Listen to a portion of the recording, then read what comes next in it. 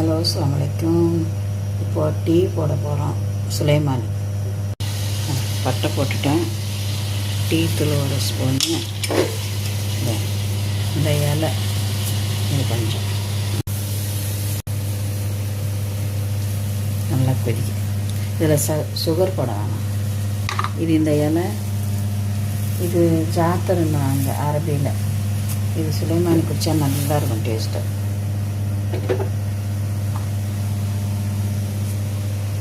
நல்லா கொதிக்குது.